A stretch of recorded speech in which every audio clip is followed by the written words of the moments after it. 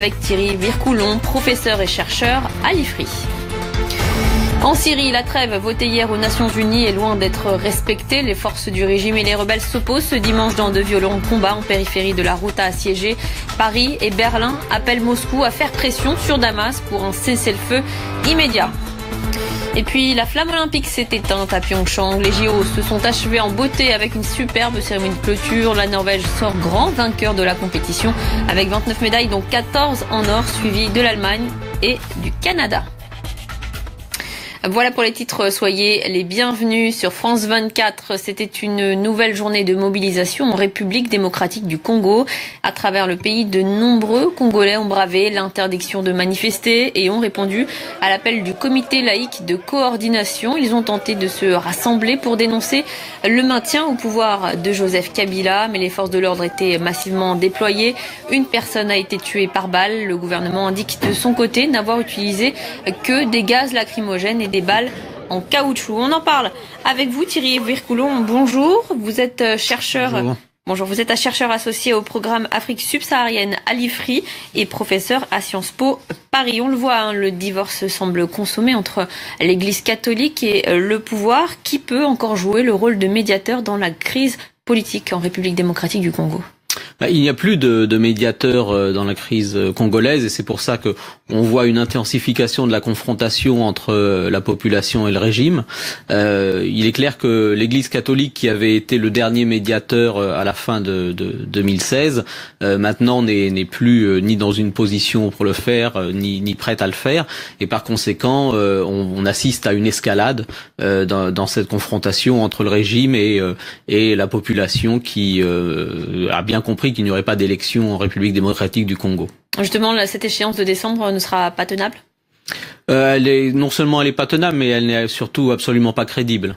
Je crois que la population congolaise, contrairement à certains pays, a bien compris que cette promesse d'élection était du bluff, et par conséquent, la mobilisation dans la rue ne va pas cesser et va continuer. Alors on le voit, l'opposition est divisée avec la disparition d'Étienne Tshisekedi. Il n'y a plus de figure qui rassemble.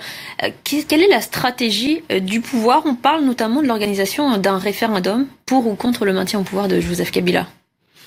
On en parle depuis plusieurs années, mais ça n'a jamais été fait. Premièrement, ça serait anticonstitutionnel et deuxièmement, je doute que ça soit possible dans les conditions actuelles de faire un référendum qui soit considéré comme crédible à la fois par les Congolais et par la communauté internationale. Donc je pense plutôt qu'on va assister au défilé habituel des prétextes, d'une part de ne pas avoir suffisamment d'argent pour organiser les élections, d'autre part la question évidemment de l'insécurité dans le pays. Dernièrement, les officiels congolais disaient qu'ils voulaient organiser un vote électronique au Congo, ce qui est évidemment impossible. Donc voilà, on va assister à une multiplication des prétextes et les Congolais le savent et n'y prêtent plus attention. Ils savent que le président a l'intention de rester au pouvoir. L'Église catholique a un point important en RDC. Est-ce que le pouvoir ne s'attaque-t-il pas à un rival à plus fort que lui ?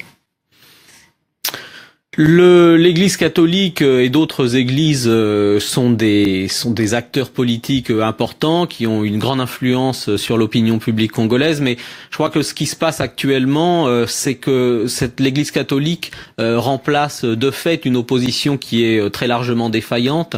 Un des leaders de cette opposition, Moïse Katumbi, est en dehors du pays, donc il peut rien faire. Ceux qui sont à l'intérieur du pays ne sont pas dans une très bonne position et certains d'entre eux sont largement déconsidéré. L'UDPS, après la mort d'Étienne Tshisekedi, dont vous avez parlé tout à l'heure, est un parti qui est en ruine. Par conséquent, l'Église catholique se retrouve un peu contrainte de remplir un vide qui existe. Et comme la nature politique a horreur du vide, eh bien, c'est elle qui se retrouve dans cette situation. Et ce qui se passe actuellement, ça rappelle beaucoup la marche des chrétiens de 1992. Donc, on est dans une répétition tragique de l'histoire congolaise. Est-ce que les pays de la région ont un rôle à jouer et est-ce qu'on peut imaginer une intervention militaire ? Les pays de la région jouent surtout un rôle nocif. L'Afrique centrale, c'est la coalition des despotismes, de Libreville jusqu'au Rwanda. Donc, on les imagine difficilement jouant un rôle positif, et donc il n'y aura pas d'intervention des pays de la région pour chasser Kabila du pouvoir, puisque la plupart des présidents de cette région ont aussi fait tout ce qu'ils pouvaient pour rester au pouvoir le plus longtemps possible. Donc vous imaginez, selon vous, un statu quo ? J'imagine surtout que la confrontation entre le régime et la population va s'intensifier jusqu'au moment où il y aura évidemment de très grandes violences en République démocratique du Congo. On assiste en fait à un pourrissement de la crise au Congo. Merci beaucoup Thierry Vircolon d'avoir répondu à nos questions. Je rappelle que vous êtes chercheur associé au programme Afrique subsaharienne à l'IFRI et professeur à Sciences Po Paris. Merci beaucoup. Merci. Dans le reste de l'actualité, les appels au respect d'un cessez-le-feu se multiplient pour la Syrie. Paris et Berlin exigent l'application de la résolution votée hier aux Nations Unies. Emmanuel Macron et Angela Merkel se sont entretenus avec Vladimir Poutine afin d'inciter le président russe à mettre la pression sur son allié syrien. Le cessez-le-feu voté hier au Conseil de sécurité n'est finalement